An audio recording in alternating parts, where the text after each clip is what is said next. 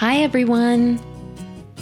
Okay, that's enough pleasantries. When you need some dough, you don't know where to go in this patriarchal capitalist hellscape. Well, here's the sitch, we're gonna help you, sis, because bitches get riches. Bitches get riches. Bitches get riches. Bitches get riches. And so can you. So a while back, I read an article about queer teens being thrown out of their homes by unsupportive families. It had a lot of advice in it that sounded pretty good on the surface. Talk to your teachers and guidance counselors. Pursue legal emancipation. Seek therapy. Bah, I scoffed through a mouthful of Baby Bell cheese. Amateurs. Someone needs to write a real guide. Someone who actually knows what it's like out there. And I was too busy playing with that weird red wax to remember that I was that person. I left home when I was a junior in high school. The reasons for that are pretty complicated and sad, so suffice to say, I was driven by a need for physical and psychological safety that I was just not getting at home. Now, everything worked out for me. I got super lucky. I landed on my feet. Did I pick up a few psychological scars from the experience? Yes, but they added to my roguish charm. The thing is, I went into this completely unprepared, which is not the best strategy. It's sort of like throwing yourself down a mountain and hoping that you learn to ski somewhere on the way down, which is also a thing I did once. How am I alive? In my experience, most of the advice for young people who find themselves in this situation is insufficient, and a lot of it is just delusional. So today's article is really a guide that I wish I could have read when I was a kid. This is an updated and expanded version of an article that we first published back in 2019. I think it's one of the most important things that I've ever written, and it's one of the most popular articles in the long and storied history of Bitches Get Riches. I've added a bunch of new stuff for you today, including new advice for those older, more stable folks who want to reach back down the ladder and help. What drives young people to leave home before 18? I think our culture has exactly two ideas of what a runaway looks like. Number one, Lindsay from the 90s McDonald's commercial, with a hobo pack of toys slung over her back, running away to McDonald Land because everybody says I'm too little. Everybody says I'm too little. Really? Don't worry. Ronald McDonald guilt trips her about her goldfish starving without her, and she turns back at the end of the driveway. Number two, James Dean in Rebel Without a Cause, recklessly scorning an adequate home so he can more efficiently smoke cigarettes and race motorcycles. Don't worry, after some sobering violence, Jimmy realizes that nonconformity is just going to get you shot by trigger-happy police, and so he also turns back at the end of the driveway. These are not helpful narratives. They do not reflect a real phenomenon that is faced by 1 in every 15 minors. Leaving home is hard. The world is not an easy, welcoming place to navigate, especially if you are alone and unprepared. If young people want to leave home, it's probably for excellent reasons. Among them, poverty, instability, abuse, neglect, addiction, incarceration, system involvement, as well as mental and physical health issues. Some of them are thrown out or kicked out in stark and dramatic fashion. Others are slowly, painfully squeezed out or frozen out. Still more are ignored, unsupported, or just victimized to the point where the child has to take the initiative and leave. One of the most prevalent reasons that teens become homeless is due to their sexual orientation and or gender identity. Compared to their straight cis peers, queer teens have a 120 chance of experiencing homelessness in their youth. So that's why you're going to hear me refer to this demographic often. Basically, if you tell me that you need to go, just know that I believe you, and I will tell you whatever I know that might help you. Understand your legal options, your rights versus your guardian's legal obligations. Please keep in mind while listening to this that I am not a lawyer, although I have completed several Phoenix Wright games, so overruled. In most cases, a parent cannot legally abandon their minor child unless that child has been legally emancipated. Abandonment encompasses eviction, neglect, failure to financially support, and failure to reconnect or communicate. If that minor child elects to leave home on their own, their parents are still legally obliged to provide financial support. It is still their fiduciary duty to act in the best interest of the child, regardless of where that child lives. Financial support has to include necessities like food and housing, but it does not extend to conditional expenses. And depending on the state, conditional expenses can include some pretty important stuff like cell phones or internet access or college tuition. Depending on local laws and the age of their child, parents may have some recourse to force a reunion. Usually that involves calling the police, but police may only be able to compel the child to return home if the child has fled to an unsafe or unhealthy environment. From what I've read, most courts are reticent to intervene if the child is already very close to their age of majority. Now, in the text version of this article, we have links listing legal majority ages by state, child support guidelines by state, and some examples of how some state courts treat near majority minors differently. Emancipation by court decree. Okay, emancipation is a legal process that grants minor children the status of an independent adult legally responsible for their own care. Now, despite what you may have heard, it is almost impossible for a minor child to be legally emancipated from their parents by court decree. Count the hurdles with me. In most cases, for a child to be emancipated, you will need to find a lawyer. Now, pay that lawyer to go to court to prove that you are in a better position than your guardians to provide care for yourself. You will have to already be living independently in your own place with your own income and your own insurance and a demonstrable record of maturity and good decision making.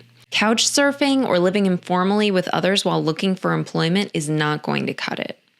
And you better hope your parents aren't fighting back with their own persuasive lawyers and that you lucked out with a sympathetic judge. Oh, also, only half of states even have a special court procedure for emancipation. If you're a child with independent wealth, like income of your own or an inheritance, and you have rock solid proof that your parents are frittering away that money, you may be able to swing emancipation. But for the average kid, it is a sense of false hope, in my opinion. Just get emancipated is frankly dangerously naive advice, and I'm really sick of seeing it everywhere. There's some detailed overview of the emancipation criteria that courts look at in the text version of this article. Basically, you need to be post-Home Alone Macaulay Culkin. Automatic emancipation. Certain actions can trigger automatic emancipation. Waiting out the clock and just reaching your age of majority is the easiest one. But others include getting married or joining the armed forces. Please do not get married or join the armed forces to get away from your parents unless you have tried absolutely every other option first. These are extraordinary commitments with ramifications that last much, much longer than your minority. We have added a list of automatic emancipation triggers, marriage age requirements by state, and military eligibility criteria to the text version of this article. Alternatives to emancipation. As you can see, emancipation laws are not the robust set of protections that they could be. It's unfortunate, but it's true. For many teenagers living in untenable home situations, enduring until 18 is their most realistic solution. For most of human history, children have been viewed legally as the property of their parents. Youth rights still have a long way to go. I know that this isn't the answer that anybody wants to hear, but take heart. You can do a lot of strategic things to minimize your present unhappiness. Commit yourself to school and extracurriculars. If you need to spend as little time at home as you can, throwing yourself into schoolwork or after school projects is an awesome way to do it. It strengthens the skills that you will need as an adult, and it's a pretty unimpeachable alibi. If there are adults that you trust in your school, don't be afraid to explicitly ask them to help you accomplish this. You don't need to get into any of the details of why, just tell them you need work. When I was 16, I handed a letter to my high school theater director, and I asked her point blank to assign me a role, any role that would get me and my baby brother, whose after school care I was responsible for, out of the house as much as possible. And she never really acknowledged this letter, but when the cast and crew list for Into the Woods went up, I was listed as the production stage manager. Now, curiously, that role had never existed before. It would require me to stay after school every day for about 3 to 4 hours, sometimes more. My baby brother sat quietly in the auditorium, drawing and doing his homework while I worked on the show. And eventually she devised a little walk-on role for him as Snow White's dwarf. He looked so adorable in a little pointed hat and a string beard. God bless you, Susan. Maximize time spent outside the house. School's a great refuge for weekdays, but what about the weekends? Or what if your school is a part of the problem? It's not your only option. It's hard to tell, while you are still living at home, the incredible extent to which being physically inside of a space influences your thinking. It does not matter if you are 16 or 30 or 65, walking into your childhood bedroom just immediately makes you start thinking and acting like the person that you were when you were a child. Spending as much time as possible outside of that very limiting physical space did wonders for my mental health. It reminded me that I was moving forward toward an autonomous future where I would not have to cope with these feelings of helplessness and isolation and secrecy and shame. Yep, another shout out to Becky, my high school girlfriend's mom, who had an open door policy for me. I wouldn't have made it without her. Get a job. A part-time job can be an amazing escape. Working builds practical skills, it introduces you to new people, it makes you a more attractive candidate for colleges or other workplaces, gets you started making your own money, and also just gets you out of the house, all at the same time. Volunteering. Volunteering has a lot of the same benefits as working. Get out of the house, meet new people, practice skills, build your resume. While you don't get paid, volunteering is usually more flexible. Plus this, when you are really anxious and depressed, helping out in your community, that is a fantastic way to get out of your own head. Spend time with friends. Kind of goes without saying, but friends are a vital lifeline in troubled times. If you've got good quality people in your life, this is the time to lean on them. Hanging out in other people's parents' basements, doing silly shit or nothing at all for hours and hours will be a sweet, nostalgic memory when you're older. All right, listen to your Auntie Kitty now. When you are under an extraordinary amount of stress, you probably aren't in the right mindset to be a fantastic friend. Remind yourself that your friends are also children. Try to have some restraint and discretion with how much you rely on them. If you appreciate the solace that they give you, respect that that takes an emotional toll on their well-being. Give them space to rejuvenate by exploring all of the other support avenues that I have listed here, okay? What if you don't have friends?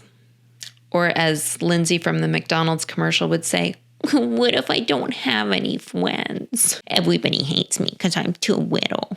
This is kind of a different problem for a different day.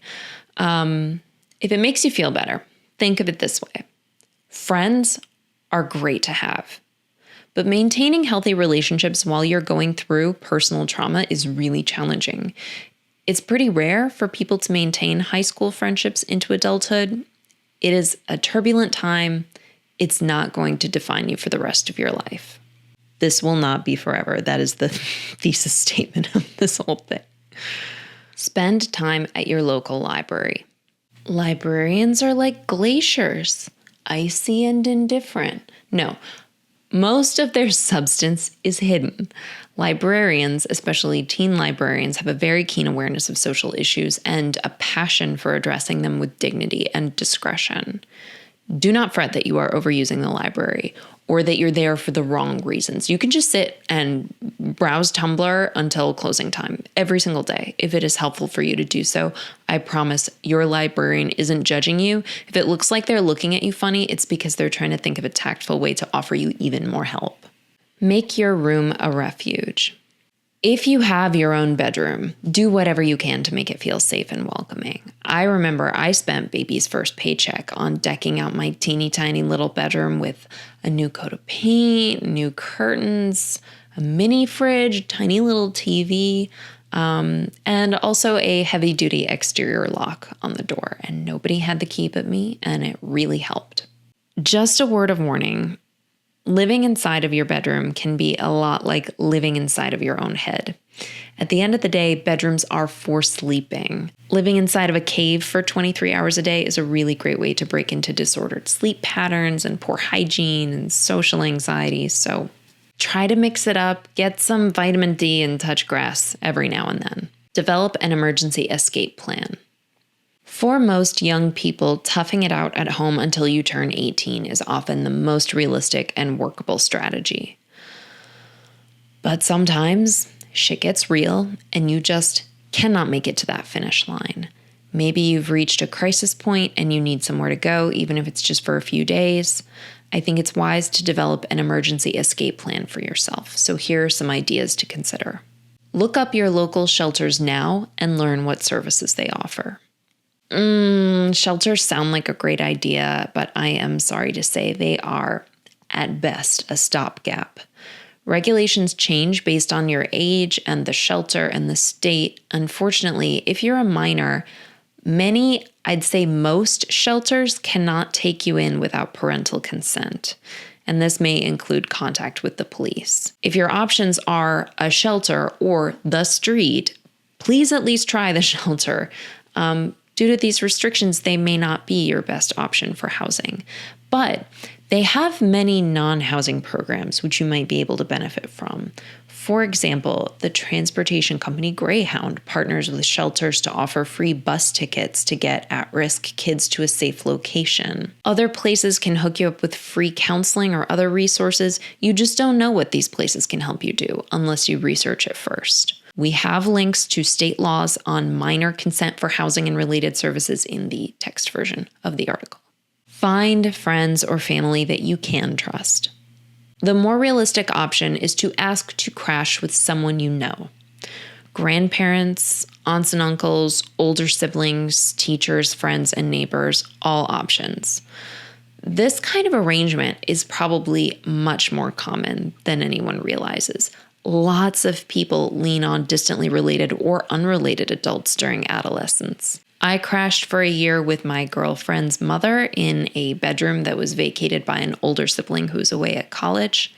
My younger brother followed in my footsteps and spent most of his high school years living with a different family friend. It took me a while to learn that my mentor's children were not her family by blood, but former students that she had adopted out of difficult circumstances in their teen years. Lots of people call someone auntie or grandma not because of a connection by birth, but because that is the role that they have stepped into. The hardest part of achieving this arrangement is summoning the courage to ask for help. A lot of children raised in abusive circumstances have learned to make themselves convenient to others. I was very reluctant to ask for help when I needed it. I hated the idea that I was making myself vulnerable and putting someone else out, and I could not imagine anyone agreeing to make my problem their problem. But now that I am an adult myself, I understand that one of the highest callings of adulthood is extending stability to someone who has none. So don't give up until you find at least one adult who you can trust. Memorize their phone number. It's not all Trunchbulls out there. There's some Miss Honeys out there too. Prepare yourself for autonomy. secure copies of difficult to replace documents. If you want to rent your own apartment, apply for your own insurance, get student loans, or travel, you are going to need documentation. For Americans, these include a birth certificate, social security card, driver's license, state ID, passport, insurance card.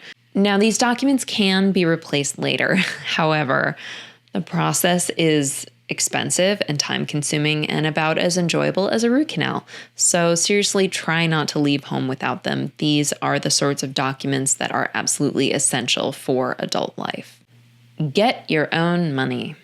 No matter your age, money opens up new options. Earning your own money is a really smart move. Unfortunately, if you are a minor in the care of your parents, it is usually illegal for them to withhold your paychecks. Depending on the state, they may even be legally entitled to keep any money that you make for themselves.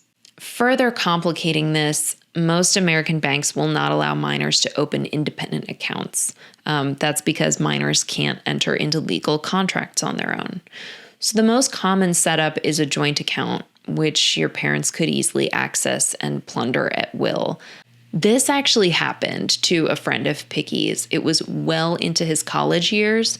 His mother just told him one day that he owed her his pay, and she just took it.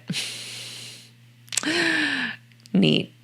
On top of all of that, getting a credit card without a guardian's co-signature is very nearly impossible. So, if you're able to open accounts that your parents cannot access, do it.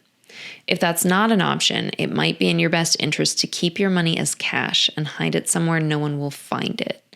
But this is risky because if it's discovered, or if you lose access to your hiding spot, you are shit out of luck.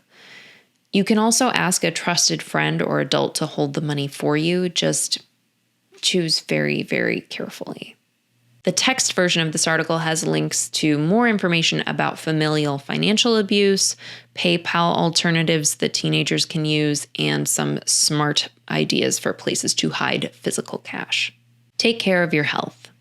Health insurance is incredibly important. You are going to need to do whatever you can to keep it, but it is really tricky if you're trying to minimize contact with your parents. I have personally tasted the bitter indignity of telling my mother, "You ruined my life, leave me alone, and please let me know our policy group number at your earliest convenience."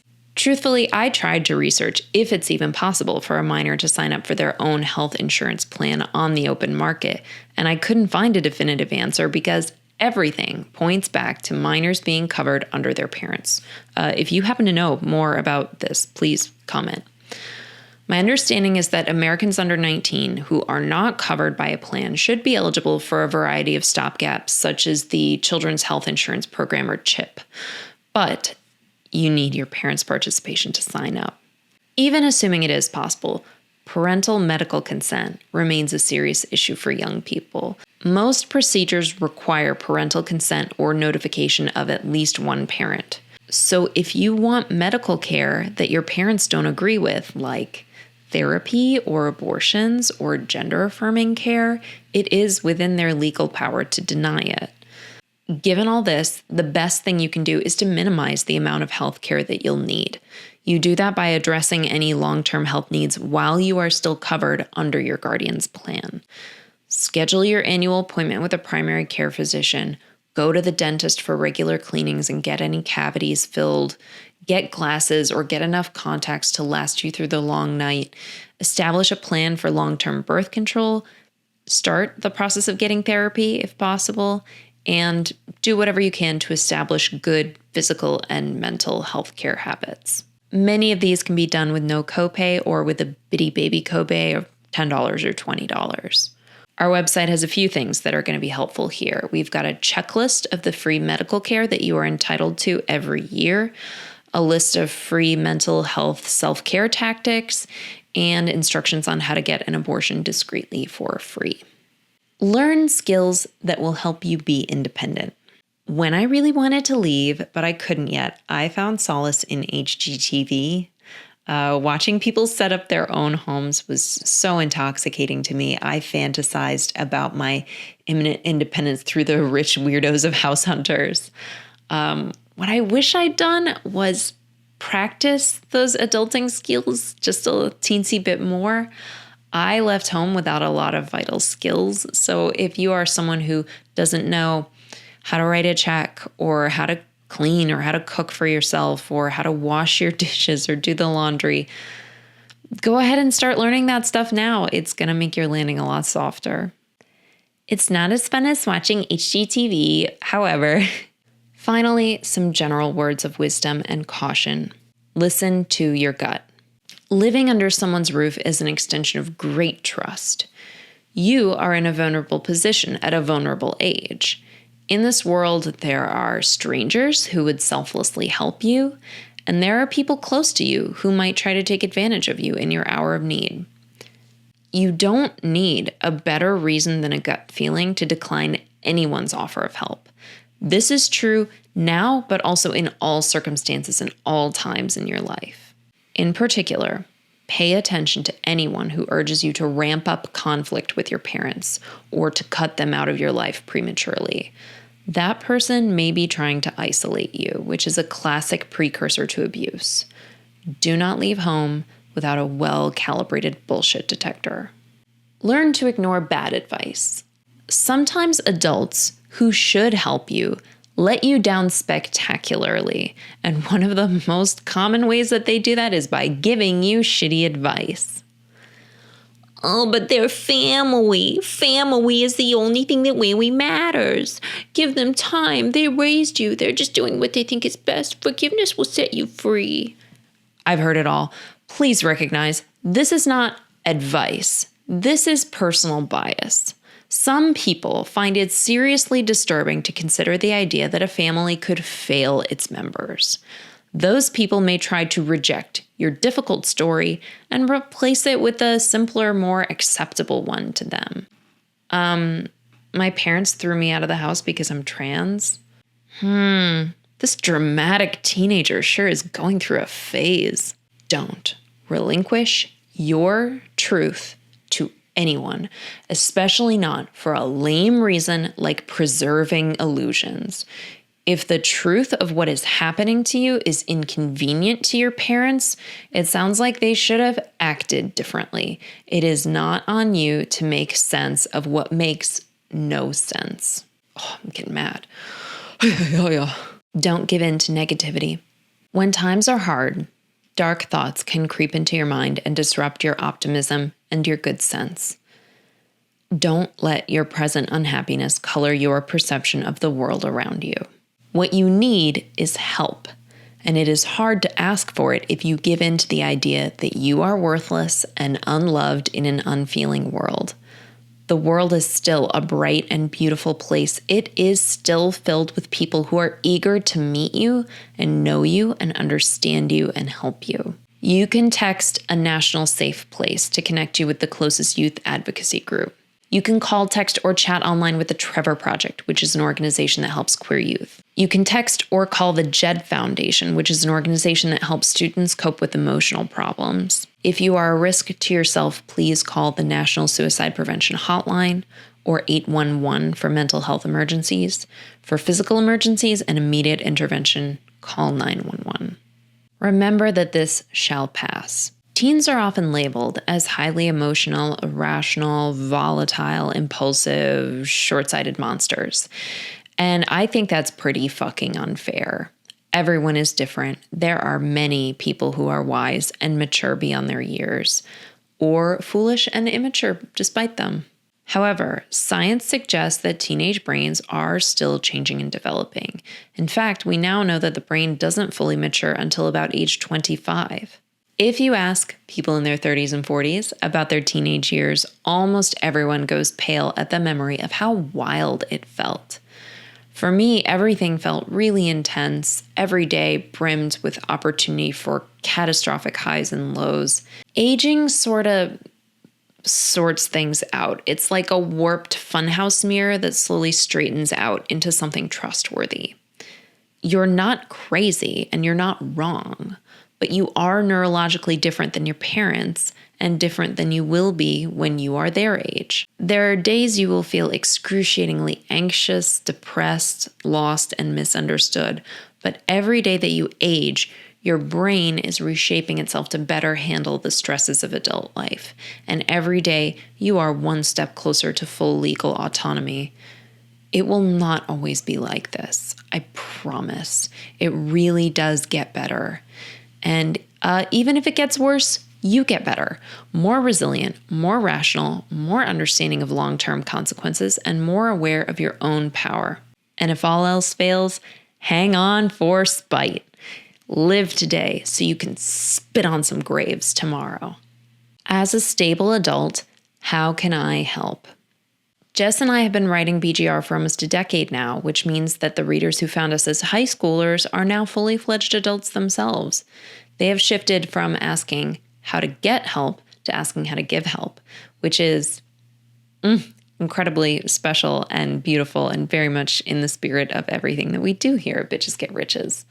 If you have some stability in your life and you want to extend that stability to a young person in need, how do you do it? Uncharacteristically, for me, I think that a passive approach works best. I have learned to be passive in this, investing, and literally nothing else.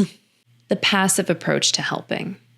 To passively attract young people who need your help, you have to basically do 3 things.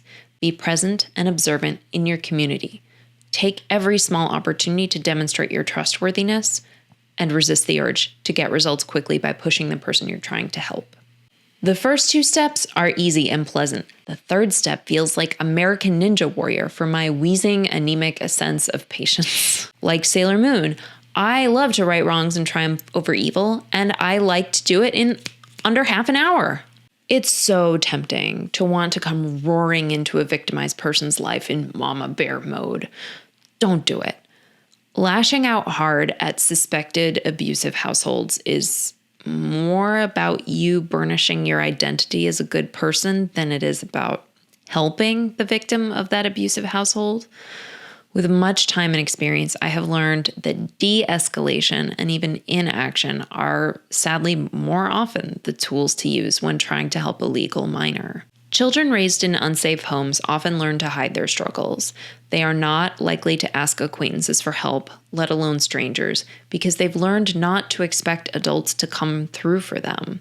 Instead, they may expect negative outcomes like punishment or betrayal. Imagine you see a feral cat living under a shed near your home.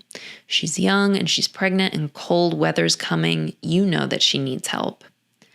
You can sprint after her, crate in hand, yelling, "Let me love you." But no matter how good your intentions are, that cat is gone. You get results by showing up every day to feed her, talking to her softly, slowly acclimating her to your presence until she trusts you enough to relax and you can scoop her up. Why the passive approach works best. Let's imagine you have a teenage son, and you've seen some subtle signs that his best friend Jeremy may be struggling at home. You've met his parents, they have a scary vibe. You can sit Jeremy down and ask him incredibly intimate questions like, "Do you feel safe at home?" And that is an important question to learn the answer to, but he is much more likely to be honest with a trusted peer like your son. Start by talking to your son one-on-one. Explain your concerns about Jeremy, encourage him to communicate his observations back to you.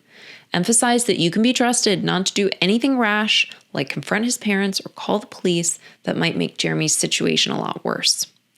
Then create tons of space for the boys to spend time together. Offer them rides to activities or clubs, feed him dinner afterward, encourage him to sleep over. Let the sleepovers creep into a whole weekend. Make sure that he has your number saved in his phone. One day, Jeremy may call you late in the evening and sheepishly ask to sleep over even though it's a weeknight. If you say, "Of course you may," congratulations, the cat has stepped into the carrier. But if I suspect abuse, don't I have a duty to do more? Every situation is unique, and it has to be assessed in its totality. It is an incredibly weighty decision to make, especially for a bystander who wants to do the right thing but doesn't have access to all the facts. If you suspect physical abuse, sexual abuse, or neglect, yes, you should call your state's Child Protective Services and make a report. That is the right thing to do. But in this complicated world, the right thing to do may not always be the best action to take. Of the 4.2 million alleged child mistreatment cases in the United States, half are screened out immediately with no further investigation or follow-up. For those that do proceed to an investigation, only 16% will be found to indeed be victims of abuse. That's a very low number, and it's not because the reports turn out to be mostly wrong, but because shit has to be really bad for it to meet their legal standards for abuse. CPS keeps the overwhelming majority of those confirmed victims in the home where they were victimized. Often these families are put on an alternative response program, which is not too dissimilar from parole. So the CPS system is quite patchwork, but the best estimate that I could find indicates that less than 5% of child abuse reports result in the child actually leaving their abusive home. Most reports come from police, followed by mandated reporters like teachers and social workers. These reports are given more weight in the screening process than reports from unrelated adults, which are viewed with a higher degree of skepticism. The takeaway is this system is very oriented toward preserving parental rights. For this reason, I would put call CPS on the same level of often unhelpful advice as file for emancipation. It just isn't that simple. An ill-considered CPS report could make a child's situation worse. Some states still accept anonymous CPS reports, but many do not anymore. Whether the parents in question are abusive or not, CPS investigations are hugely stressful for families. If they know who made the report, expect them to retaliate at the very least by cutting off access to their child. If they don't know who made the report, they may lock down access to that child by outsiders, making them even more isolated, and they may covertly retaliate against the child instead. I'm not a lawyer, I'm not a social worker, I ain't even a parent, but I've worked with a lot of young people, including those in the foster care system. This is just my personal perspective. If you ever find yourself in this achingly difficult situation, please seek out voices and opinions beyond mine, come to your own conclusions, and take whatever course of action that you think is best. Active strategies for helping young people in need. So this passive strategy works really well for older people who naturally come into frequent contact with young adults, parents, teachers, coaches, volunteers, etc. But what if you're not in that position? How do you extend stability to young people who need it? Well, I don't think you should go out and search for vulnerable young people on your own. You may have a totally pure and good-hearted reason for seeking those people out, but it is not safe for you and it is not safe for them. Random strangers are not a safe housing choice for vulnerable minors. Is that it? Is that the single most obvious sentence I have ever said? Many survivors of youth homelessness have complicated stories about being given shelter by helpful or even seemingly loving adults that developed into a sexual relationship that they now feel very conflicted about or even victimized by. They were too naive or desperate to question why an unrelated adult might seek out unrestrained access to sad, lonely teens. This is especially common among queer kids who may feel seen and valued as a sexual partner in their true orientation for the first time. It's just a really icky power imbalance for everyone, and I cannot recommend it as anything more than an absolute last result. Random teenagers from troubled backgrounds cannot be relied upon to be safe either. I know a couple who opened their home to a troubled 16-year-old. It went okay for a while, but once he came of age, tension started to build as he refused to, take steps to become independent. He didn't respect their pretty minimal house rules. He took drugs under their roof. And when they asked him to sit down and make a plan with them, he put his fist through their wall. He did eventually leave, but after he left, their home was burglarized and there was no forced entry. The burglar had a key. These situations are extremes. I am sure they are uncomfortable to consider, but I believe they are a necessary part of the conversation. I choose to believe that most people are trustworthy, but you shouldn't put yourself at unnecessary risk. Charity demands boundaries for both the giver and the receiver.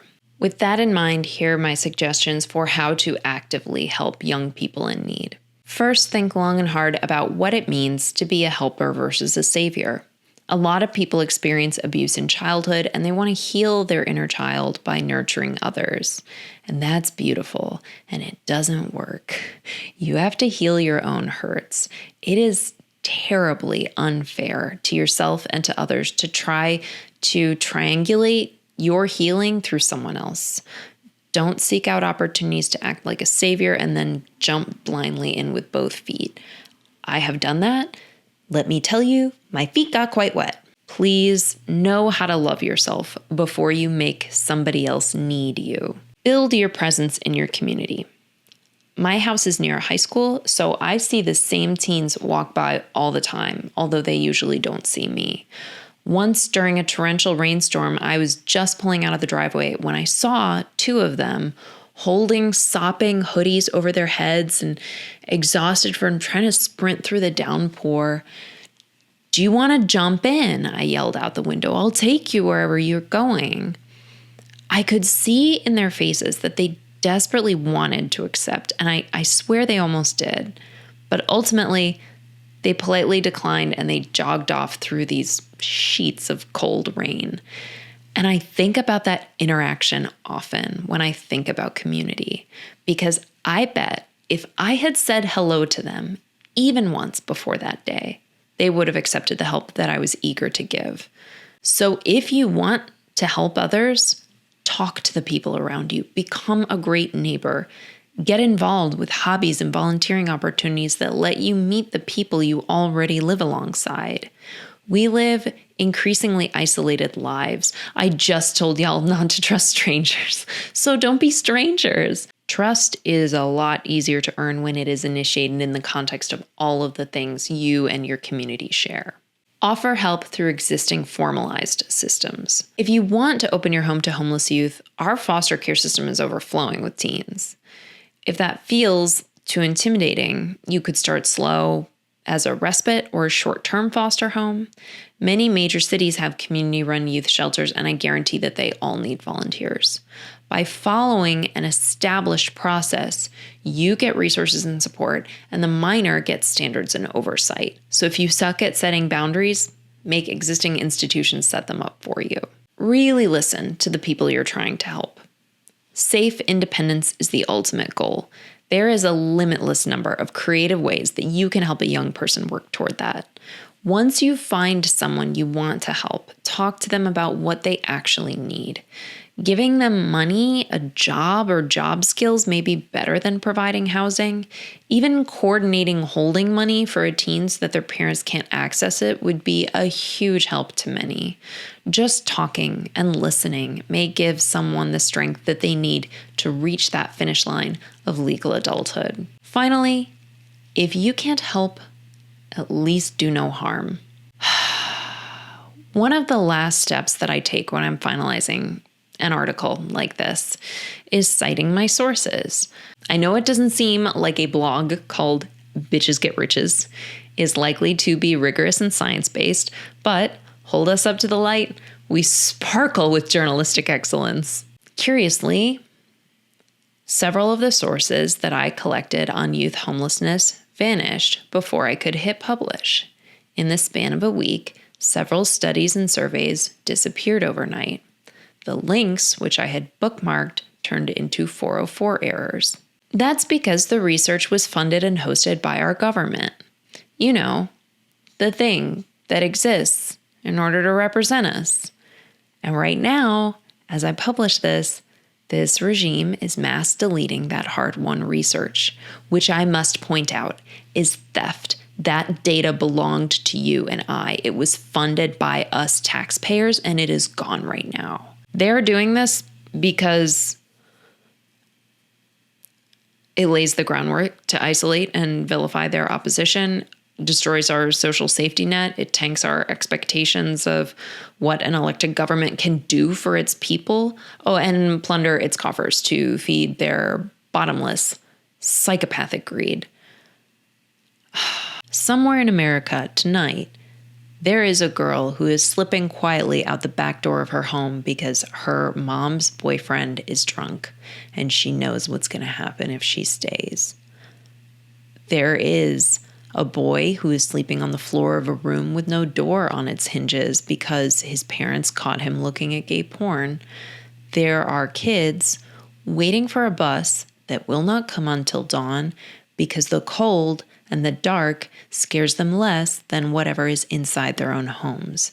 Their suffering is not being erased, just the inconvenient proof of their experiences. If you can't help these kids, the least you can do is not harm them. Don't support a political movement that erases their stories, destroys their support, and devours their hope for happiness in adulthood.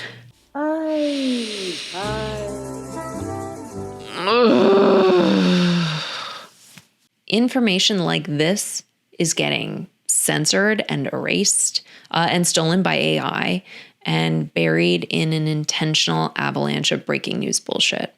So please share this. Help its information spread as far and as wide as it can. People need it, and it's hard for them to find it. So that's really the main thing we ask. It exists in text form, in podcast, in video. Share it however you think people will consume it. If you want to go a step further, you can compensate us for our labor by kicking us a few bucks on Patreon. Guys, does it blow your mind if I tell you that this is not the content Blue Apron and Dollar Shave Club fight over? There are no ads on this page, no affiliate links hidden amongst today's advice. Topics like this are paid for by generous donations from our sponsors, who are not corporations, but regular people who just want us to keep talking. So if you like what we do and you want us to keep doing it, head over to patreon.com/bitchesgetriches. Patrons, we truly appreciate your support. You are the best. Thank you for helping us put information like this out into the world.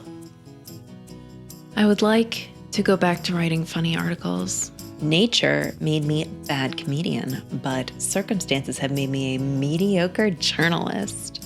Life's